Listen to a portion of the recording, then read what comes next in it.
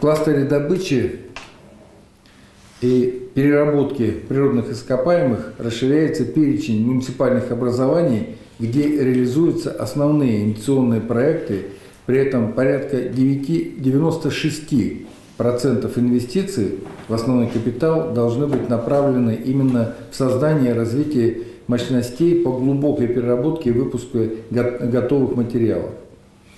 Важным направлением, по мнению правительства, является формирование на базе действующих и новых предприятий собственного кластера по производству широко востребованных композитных материалов.